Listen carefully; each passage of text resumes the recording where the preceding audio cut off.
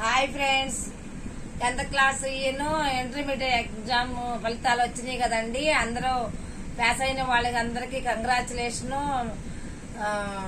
అభినందనలండి. Pass అయిన వాళ్ళైతే మాత్రం నిరుత్సాహం పడద్దు, బాగా చదువుకుని మళ్ళీ ఎగ్జామ్ రాయండి, తప్పనిసరిగా పాస్ అవుతారు. తల్లిదండ్రులు మాత్రం ఎవరిని బాధ పెట్టద్దండి.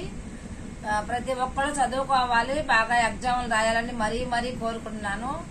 మనం వేలకు వేలు అప్పులు తెచ్చి మనం ప్రైవేట్ స్కూల్లో చదివిస్తున్నాం, చదివితే బాగా చదువుతారు అనుకుంటున్నాం. కానీ అక్కడ కాదు, ఇక్కడ గవర్నమెంట్ స్కూల్లో మన పెరలూరు హై స్కూల్లో కూడా చాలా బాగా చదువుతున్నారండి. మా పాపను అక్కడే చదివించాను, ఏ గ్రేడ్ లో పాస్ అయిందండి. నేనైతే చాలా సంతోషపడతానండి. నేను ముగ్గులకి వెళ్ళిపోయి డ్యూటీలకు వెళ్ళిపోయి అలా పిల్లల్ని అక్కడ హై స్కూల్లో చదువుకుని అలా చదువుకుని పాస్ మార్క్ వస్తుందేమో అని నేను అనుకున్నాను. కానీ ఏ గ్రేడ్ లో మంచి మార్కులతో పాస్ అయిందండి. దానికి నేను చాలా సంతోషపడుతున్నాను. మళ్ళీ కాలేజీలకి చేర్చాలంటే మనం 7ంటికి వెళ్ళిపోయి 8 దాకా ఉండే కాలేజీలు ఉన్నాయి. కానీ పిల్లలు ఎక్కువ శాతం కాలేజీకే ఉండి ఇంట్లో ఉండకపోవడం వల్ల తల్లిదండ్రుల ప్రేమలు, ఇంటి బాధ్యత ఇంట్లో ఉండటం చాలా ఇబ్బందికరంగా ఉంటుంది. ఇప్పుడు అలా చేర్చాలనుకోవట్లేదు. తక్కువ టైం కాలేజీలో ఉండి ఎక్కువ టైం ఇంట్లో ఉండేలాగా పిల్లల్ని చూసుకోవాలండి మనం. ఎందుకంటే అప్పుడు మన ప్రేమ ఏంటో వాళ్ళకి తెలిసిద్ది. కొంతమంది నేను ముగ్గులకి వెళ్ళినప్పుడు చిన్న పిల్లల్ని తీసుకురావటం, మ్యాగీ ప్యాకెట్లు చేయటం, వాళ్ళకి తిరిగిపీయటం, అప్పుడే 10 నిమిషాలు పావు గంటలో కురుకురే ప్యాకెట్లు అవి తిరిగిపీయటం, అప్పుడే మళ్ళీ ట్యూషన్ పంపించేస్తారండి. చిన్న పిల్లల్ని ఎక్కువ శాతం ఇళ్లలో ఉంచటానికి ఇష్టపడతలేదండి తల్లిదండ్రులు పిల్లల్ని.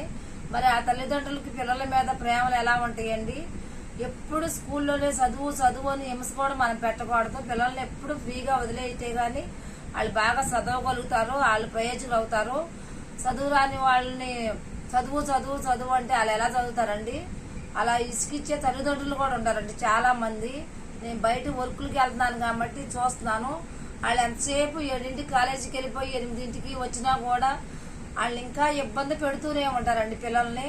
చదువు అని అక్కడ చదివి ఇంట్లో చదివి వాళ్ళకి మైండ్ అక్కడే వచ్చిందండి. కొంతమంది అయితే డిప్రెషన్లోకి వెళ్ళిపోయి ఏం అర్థం అవ్వక మనసు చిరాకులు పడిపోయి బయట ఇట్లా పిచ్చి అలవాట్లకి దారుణం అవుతున్నారండి.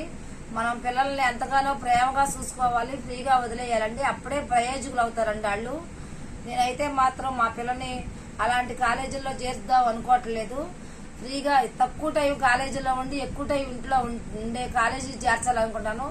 అలాంటి కాలేజీలు ఎవరైనా ఉంటే మాకు ఆ ఛానల్కి చెప్పండి. ఓకేనా ఫ్రెండ్స్?